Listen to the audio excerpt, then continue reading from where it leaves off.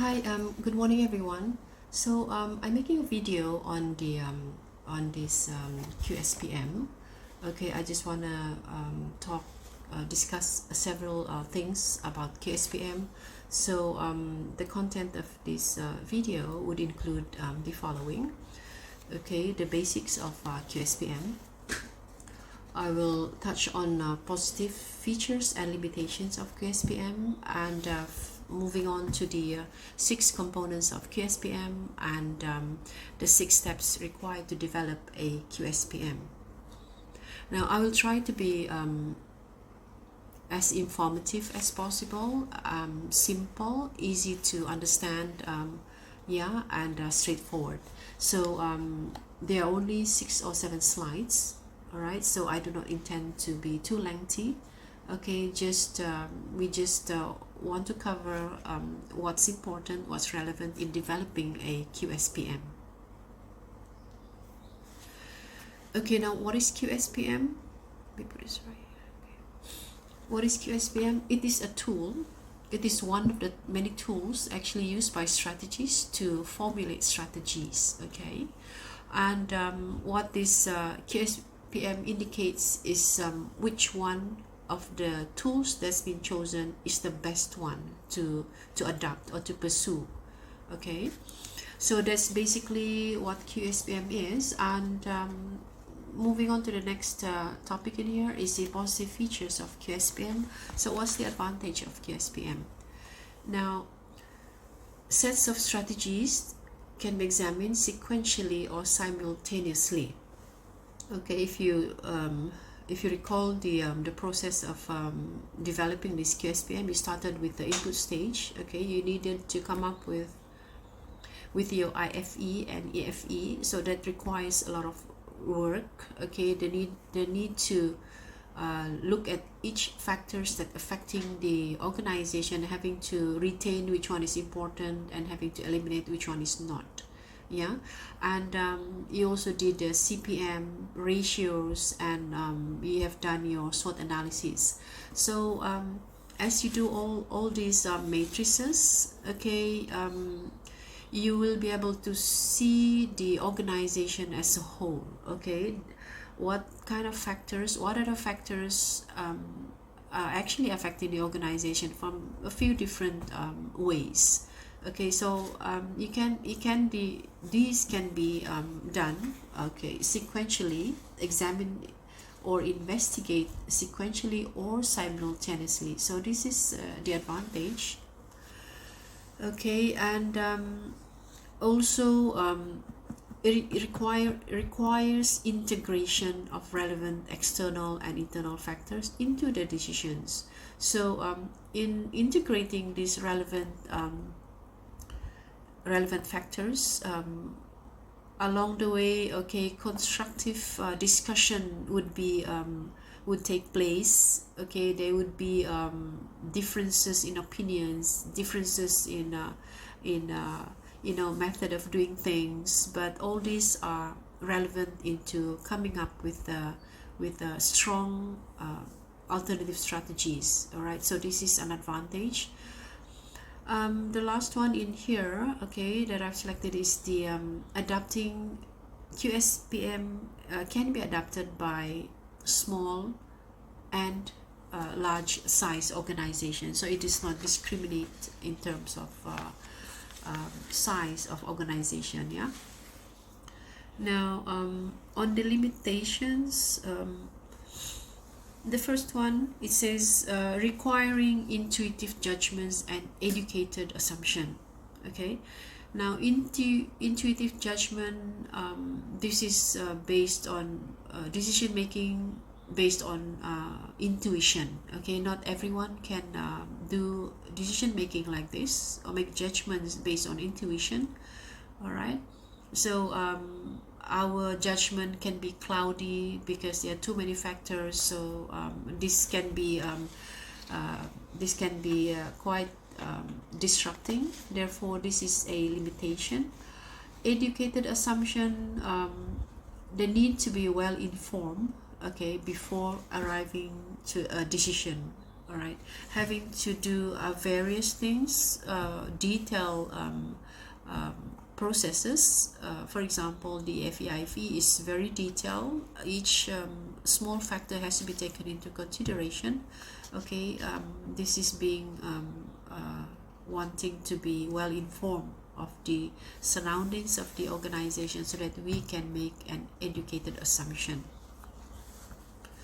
Okay, now going to the last in this limitation, QSPM only as good as a prerequisite inputs.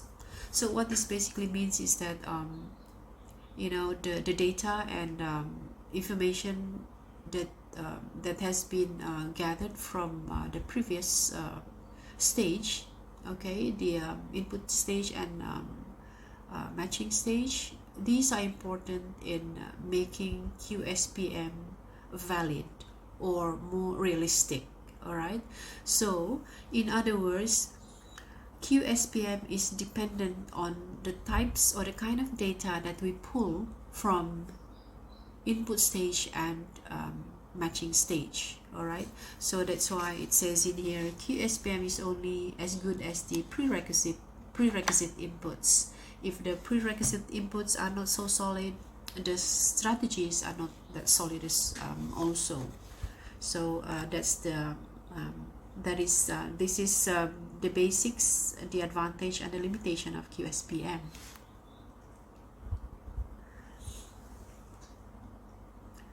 Okay, now in this slide, it's basically the touching on the 6 components of QSPM, the 6 important components of QSPM, which we cannot omit 1 or 2. Okay, all these components, it has to be in the QSPM table.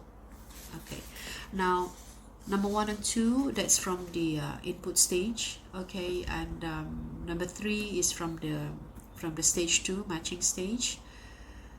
4, 5 and 6 is from this stage 3. Okay, it's a new term that probably you will be looking into. This is actually in the QSM table. The 6 steps in QSPM involves all these. Okay, now I will talk about these 6 steps as we look into the table, QSPM table right here. Okay, now step 1 is listing a minimum of 10 external factors and 10 internal factors. Now everyone, the good news is you do not have to do this all over again. Okay, what you need to do is you just pull the information, okay, the data from your IFE and EFE into this table. Okay, so that is step 1. The information that you pull, it has to be the same. All right, it cannot be different. So now step 2 is similar. The weightage that you have for your IFE and EFE, it has to be pulled and put here. Okay, so basically step 1 and step 2, they are quite straightforward. It's just pulling the data from IFE and EFE into this table. So okay, these two, the factors and the weightage, it has to be the same from the IFE and EFE matrix. Okay, now moving on to the next step 3. Again, the source of this is from your SWOT, okay, the matching stage or the stage 2. You have done the SWOT analysis, SWOT, and you have already decided on 2 strategies. Okay, so the 2 strategies from stage 2, you need to transfer them right here on top. Okay, right there on top. So this is step 3. Step 4 is to determine the AS, okay, attractiveness score, right here.